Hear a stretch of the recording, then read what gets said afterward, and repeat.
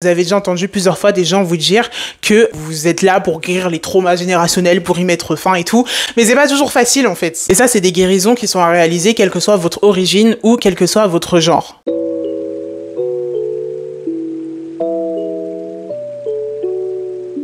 Bonjour à tous et bienvenue sur la chaîne Dragon Kaiser, c'est moi votre hôte Aïssa. Et aujourd'hui on va parler des ancêtres. Je vais vous parler un petit peu de comment contacter ses ancêtres et ensuite de quoi faire après avoir contacté ses ancêtres. Disclaimer rapide, moi personnellement je ne suis aucune religion ou aucun mouvement spirituel particulier, je suis assez éclectique dans ma spiritualité, donc si jamais vous avez envie de suivre des mouvements où il y a des règles vraiment très précises et que c'est ce qui vous convient, n'hésitez pas à le faire, mais moi je suis en mode éclectique. Ah oui, et juste évidemment je vous ai mis les chapitres dans la vidéo pour que vous puissiez vous repérer à la partie qui vous intéresse le plus. Première chose à faire, te renseigner sur eux. Est-ce qu'il y a des personnes dans ta famille qui ont vécu pendant le temps où toi aussi tu étais en vie? Est-ce que c'est des personnes que tu connaissais ou est-ce que c'est un ancêtre dont beaucoup de gens de ta famille parlent? Est-ce que tu as vu une photo de cette personne qui t'a énormément marqué? Est-ce que son prénom t'a marqué? Est-ce que il ou elle a une histoire vraiment incroyable dans ta famille dont on n'arrête pas de te parler? Tu peux poser des questions aux membres de ta famille autour de toi qui ont connu cette personne, s'il y en a, ou sinon toi-même, si tu as toi-même connu cette personne, tu peux te renseigner sur elle et utiliser ton propre savoir pour choisir par exemple quel type d'offrande lui fera plaisir. Et les offrandes, on va parler juste après dans la vidéo. Attention par contre, je me sens obligée de faire ce warning, mais essayez de ne pas fuir le deuil. Je sais qu'il y a beaucoup de gens, quand ils perdent quelqu'un, quand ils perdent un grand-parent ou un parent, qui se tournent direct vers le fait que cette personne est potentiellement devenue un guide. Et il y en a pour qui c'est le cas, qui décident de devenir après des ancêtres et de rester auprès de nous pour nous voir vivre notre vie. Mais il y en a aussi qui ont peut-être décidé de retourner auprès du créateur ou auprès de la source. Il y en a qui ont décidé de se réincarner, ou il y en a qui ont tout simplement décidé de passer à autre chose, et c'est ok. Nous les vivants, on doit continuer à vivre notre vie. Il ne faut pas chercher à fuir à tout prix le deuil en cherchant des signes que cette personne est toujours là si elle ne l'est pas.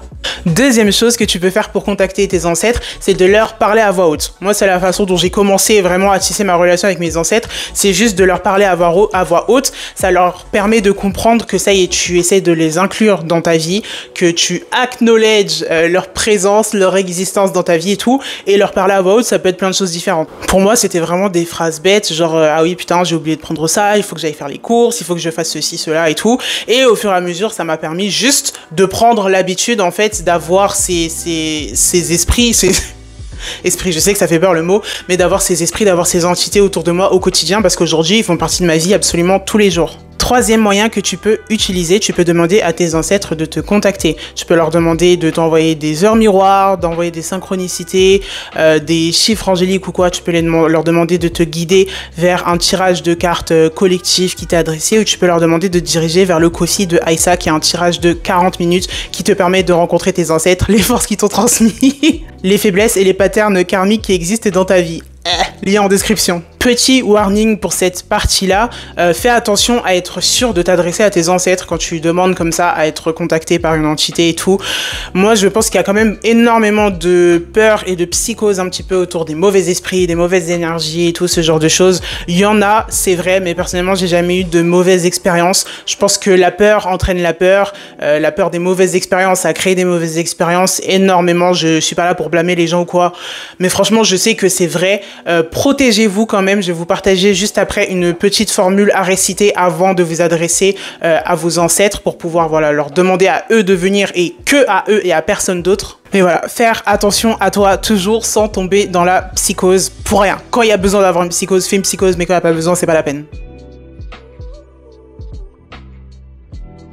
J'ai déjà oublié, on en est à quel numéro, mais du coup, numéro suivant, tu peux leur faire des offrandes. Les offrandes que tu fais du coup à tes ancêtres, c'est des cadeaux, c'est quelque chose que tu leur offres, soit pour leur montrer ton appréciation, pour leur montrer ton respect, ou pour leur demander des services en échange. Juste avant de te faire cette partie sur les offrandes et te donner des idées d'offrandes que tu peux faire à tes ancêtres, sur ma chaîne YouTube, si tu me connais pas, je parle de spiritualité décolonialiste, c'est-à-dire que j'essaye un petit peu de retirer tout le côté genre capitaliste, white supremacy et tout qui a été ajouté à la spiritualité pour retourner un petit peu aux racines. Donc je pense très sincèrement que les ancêtres ont pas besoin que tu leur fasses des cadeaux qui sont super chers, des cadeaux qui coûtent la peau du cul et tout. J'ai entendu beaucoup d'histoires de gens qui disent que voilà, leurs ancêtres se sont fâchés et tout parce qu'ils n'ont pas eu d'offrande ou qu'ils n'ont pas eu l'offrande qu'ils voulaient et tout. Ça ne m'est absolument jamais arrivé. Mes ancêtres me connaissent, c'est ma famille. Tes ancêtres aussi, c'est ta famille. C'est des personnes qui sont là pour te voir passer du bon temps. Ils connaissent ta vie, ils connaissent ta situation. Si tu peux te permettre de leur faire une offrande à 300 €, fais-le. Si tu ne peux pas, ne le fais pas et c'est pas grave. Tes ancêtres sont pas là pour un échange monétaire et je trouve ça quand même assez pratique que le capitalisme nous ait fait croire que voilà, même pour pratiquer sa spiritualité, il faut dépenser de la thune. C'est faux, c'est pas vrai, absolument pas. Tu peux pratiquer tout un chemin spirituel extrêmement élevé avec des très très hautes vibrations et avoir des expériences de zinzin, c'est mon ordinateur qui a presque plus de batterie, et avoir des expériences de zinzin sans dépenser des tonnes et des tonnes d'argent. Mais voilà, comme idée de cadeau que tu peux faire à tes ancêtres, tu peux leur faire un thé. Tu peux leur donner une tasse ou un verre d'eau. Tu peux leur donner une partie de la nourriture que tu as cuisinée, que tu mets ça de côté, tu leur mets dans une assiette pour eux, tu présentes ça sur leur hôtel, tu laisses ça toute la nuit et ensuite tu t'en débarrasses. Si c'est des aliments qui sont naturels, tu peux t'en débarrasser dans un endroit naturel. Si c'est par exemple des fruits, tu peux aller mettre ça dans l'herbe à côté de chez toi et tout, verser ça dans l'eau ou quoi. Si c'est des aliments qui ne peuvent pas se dissoudre, qui peuvent blesser les animaux autour, je te conseille de juste mettre ça à la poubelle. Voilà, tu fais ça de temps en temps, mais c'est mieux que de blesser la nature. Tu peux leur faire une peinture, tu peux leur faire un dessin, tu peux leur faire une danse, genre tu leur dédies un moment de danse et tout. Tu peux leur chanter une chanson, quoi que ce soit une chanson que tu as créée ou même la chanson de quelqu'un d'autre. Si tu décides de dédier cette chanson à tes ancêtres, ils l'accepteront avec grand plaisir. Tu peux leur offrir juste un moment que vous passez ensemble. Tu peux leur dire, venez avec moi, mes ancêtres, je dédie ce moment, cette balade que je vais aller faire quelque part dans ma ville, dans la forêt, dans peu importe, pour le passer avec mes ancêtres. Encore une fois, tes ancêtres sont là pour te voir vivre une vie, pas que pour une transaction, pour que tu brises les cycles générationnels et que tu leur offres quelque chose et que tu leur permettes ceci, cela. Ils sont aussi là pour te voir vivre ta vie. Ils veulent que tu aies les expériences que eux n'ont pas pu avoir. C'est aussi pour ça qu'ils se sont battus, surtout si c'est des ancêtres directs, donc c'est-à-dire des ancêtres qui ont eu des enfants qui sont dans ta lignée directement, parce que tu peux avoir des ancêtres qui sont pas tes grands-parents par exemple, genre qui a un grand-oncle qui n'a pas eu d'enfant ou quoi, peu importe, mais ils sont là pour te voir vivre la vie qu'ils n'ont jamais eue. Simplement les inviter à expérimenter ta vie avec toi, c'est aussi déjà une offrande. Ensuite, point numéro suivant, tu peux leur offrir des fleurs, tu peux leur acheter un beau bouquet de fleurs. Moi, l'année dernière, j'avais acheté des fleurs que j'ai mis sur leur hôtel dans l'eau pendant quelques jours. Ensuite, je les ai enlevées, je les ai fait sécher, tu sais, la tête à l'envers comme ça. Et puis maintenant, elles sont immortelles parce qu'elles ont complètement séché et tout. Et elles sont en offrande permanente sur mon hôtel. Des fois, je prends quelques-uns des pétales pour faire moi-même mes propres potions, mes petits trucs, mes travaux magiques et tout ça, faire des petits sachets de protection ou de prospérité pour d'autres personnes. Mais un bouquet de fleurs, c'est un très bon cadeau. Tu peux leur offrir de la nourriture spécifique qu'ils aiment. Si par exemple, tu les connais, tu les connaissais, tu peux leur demander aussi de te faire venir à l'esprit quelque chose de particulier qu'ils auraient envie de manger. Moi, je sais, c'est comme ça qu'ils m'avaient demandé de leur acheter un fruit en particulier que moi, je ne peux absolument pas saquer, mais j'étais en mode, oh putain, il m'en faut trop, et j'en ai mangé un, et j'étais en mode, mais sauf que c'était pas pour moi, c'était pour mes ancêtres, ils en avaient envie. Tu peux leur offrir une petite statuette, tu peux leur offrir un bijou, tu peux leur offrir même un vêtement que t'aurais fait toi-même, ou que t'aurais acheté, ou que t'aurais thrifté quelque part. C'est selon ta sensibilité et selon leur propre sensibilité. Moi, du coup, comme je vous ai dit, sur mon hôtel, il y a tous les cadeaux que je vous ai cités, les cadeaux gratuits et tout. J'ai déjà fait toutes ces choses-là avec eux. Mais j'ai aussi, par exemple, des petits souvenirs de voyage. J'ai un magnifique cadeau que ma meilleure amie m'a fait. Ma meilleure amie, c'est comme la fille de mes ancêtres aujourd'hui. J'ai des cristaux que j'utilise plus d'ailleurs parce que je n'aime pas l'exploitation des enfants pour que je puisse avoir un petit bout de caillou magique qui fait pas grand-chose. C'est mon avis sur la lithothérapie, mais ça viendra dans ma vidéo sur le grand manoir de la spiritualité, ça arrive bientôt. Point numéro suivant, tu peux aussi leur demander de t'approcher sous la forme d'un animal particulier. J'ai pas utilisé le mot animal totem parce que je sais que voilà, appropriation culturelle et tout, mais un animal qui peut avoir une très très grande signification pour toi. Peut-être qu'il y en a d'ailleurs déjà un dans ta famille, mais sinon tu peux leur demander de t'apparaître littéralement sous la forme d'un animal en particulier, donc que tu vas voir dans la vraie vie, dans la nature, un animal que tu vas voir dans une vidéo, sur un ordinateur, un animal que tu vas voir en rêve, ou bien un motif, ou bien le mot, juste le nom de l'animal que tu vas avoir régulièrement. Pour moi, quand j'ai commencé, c'était le corbeau. C'est pas un secret d'ailleurs, j'en ai parlé plusieurs fois, le corbeau et les corneilles et tout. C'est d'ailleurs pour ça que j'ai un tarot des corbeaux en hommage à mes ancêtres, parce que quand j'ai commencé mon chemin de spiritualité, avant même que je sache que je commence à m'intéresser à mes ancêtres et de savoir qu'ils étaient là, eh bien, ils me parlaient toujours sous la forme des corbeaux. Et d'ailleurs, si un animal particulier t'apparaît, tu peux ensuite faire des recherches sur l'animal lui-même, sur le sens qu'il peut avoir, déjà sur juste quel genre d'animal est-ce que c'est, comment est-ce qu'il vit et tout, même si tu le connais, tu vois, genre si c'est un chat ou un truc comme ça et tout, mais aussi la signification spirituelle qu'il peut avoir, ça peut t'en apprendre sur l'ancêtre en particulier qui t'a contacté, sur le groupe d'ancêtres qui t'a contacté, sur l'énergie qu'ils veulent te transmettre ou sur l'énergie que eux-mêmes ils ont. Après tout ça, c'est un travail que tu feras pour apprendre à les connaître de plus en plus. Et enfin, point numéro dernier, tu vas avoir les méditations qu'elles soient guidées ou qu'elles ne soient pas guidées d'ailleurs, que tu décides de les faire toi-même. Si t'es déjà un peu avancé dans ton chemin spirituel et que tu peux manipuler l'énergie et tout, tu peux leur demander de te contacter via une méditation avec la formule que je vous ai partagée tout à l'heure pour qu'ils t'apparaissent. Tu vas avoir pas mal de méditations guidées qui sont disponibles sur YouTube. Fais attention à quel genre de personne est-ce que tu décides de, voilà, genre t'emmener dans un état de... Merde, mon ordinateur s'est éteint.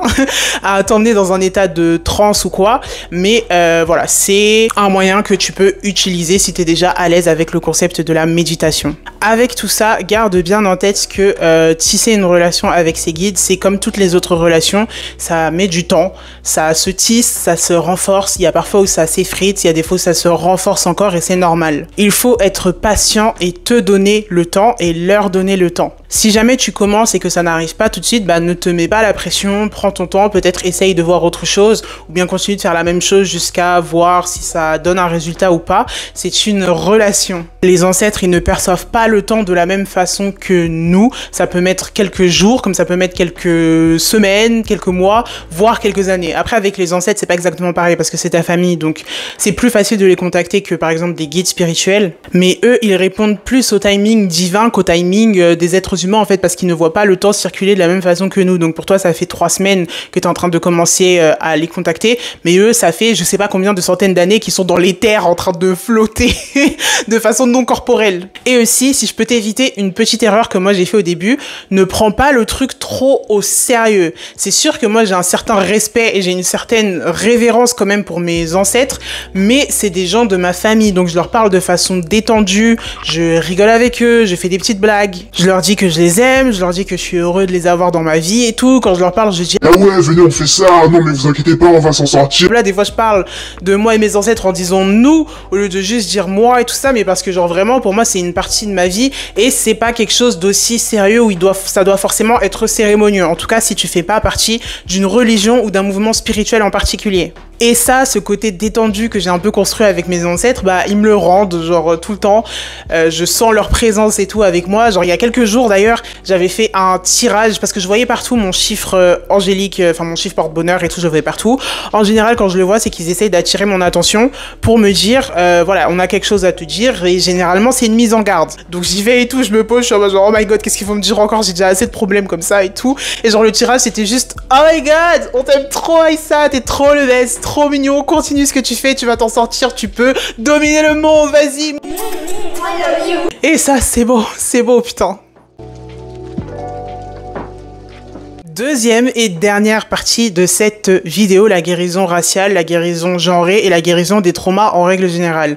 Je sais qu'il y a beaucoup de gens du coup qui se mettent un petit peu à vouloir parler avec leurs ancêtres à cause des motifs karmiques qui se répètent dans leur vie et qui ont envie de guérir ça. Bah pour moi particulièrement, la spiritualité et la justice sociale, ça va ensemble main dans la main. Je te linkerai ici une des vidéos où j'en parle, mais comme je t'ai dit, ma spiritualité est décolonialiste. Donc pour être décolonialiste, on n'a pas besoin forcément d'être une personne racisée, et cette partie-là, elle va se diriger envers les personnes racisées comme envers les personnes blanches. La guérison raciale, pour moi, c'est une partie extrêmement importante de la relation avec les ancêtres. Étant donné que tes ancêtres, c'est des personnes qui t'ont précédé dans ton histoire, dans l'histoire de ta famille, mais aussi dans votre histoire culturelle, c'est important de se pencher sur les parties un peu manquantes de cette histoire dont les gens ne parlent pas forcément pour pouvoir guérir certaines choses. Par là, je veux dire forcément qu'il y a des traumas raciaux, il y a des traumas genrés qui ne sont pas réglés et sur lesquels il faut se pencher pour éviter de reproduire certains trucs. Il y a des choses dans ta vie vie, si par exemple tu as des domaines de ta vie où tu as souvent des échecs ou des problèmes, ça peut venir soit d'une vie passée, et ça ce sera plus avec les archives akashiques que tu vas pouvoir régler le truc, mais ça peut aussi venir de tes ancêtres, ça peut être un truc qu'on t'a donné, genre si toutes les femmes de ta famille, elles avaient toujours des super mauvaises relations avec les hommes, et que toi aujourd'hui t'es là en train d'essayer de trouver enfin une bonne relation, si t'es une meuf hétéro par exemple, si t'es toujours en train de voilà d'avoir des mauvaises relations avec les gars et tout, ça peut venir d'avant ta naissance. Dans ma pratique, je pense qu'il y a une raison pour laquelle on est dans une famille précise à un moment précis, et pas chez les autres, pas chez une autre famille. T'es pas né il y a 50 ans, t'es pas né dans 50 ans, t'es né maintenant à cet endroit. Et je pense que vous avez déjà entendu plusieurs fois des gens vous dire que voilà, vous êtes là pour guérir les traumas générationnels, pour y mettre fin et tout, mais c'est pas toujours facile en fait. Et ça, c'est des guérisons qui sont à réaliser quelle que soit votre origine ou quel que soit votre genre. Dans ma famille par exemple, je sais que j'ai dû guérir la blessure de la pauvreté. J'avais des ancêtres avec moi qui pensaient que avoir de l'argent c'était forcément quelque chose de mauvais, c'était forcément quelque chose de pas bien et tout.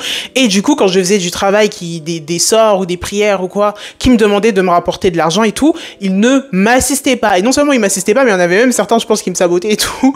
Mais voilà, ils ne m'assistaient pas dans ce processus parce que pour eux, c'était pas bien. C'est leurs valeurs qui sont encore avec moi aujourd'hui et que j'ai dû nettoyer ce karma pour être en mode, je ne veux plus de ça. Moi, je veux une vie d'abondance, je veux une vie de richesse, de calme, où j'ai pas à me soucier d'avoir de l'argent ou pas, d'avoir le droit de vivre ou pas, parce que c'est plus par rapport à ça que par rapport vraiment aux besoins monétaires. Mais non seulement je leur demande de ne plus avoir ces idées, mais moi, ma vie est un testament du fait que ma famille maintenant ne vivra plus dans la pauvreté. Il n'y en a plus d'entre nous qui vont naître comme ça en n'ayant pas assez d'argent pour vivre, en n'ayant pas assez d'argent pour survivre.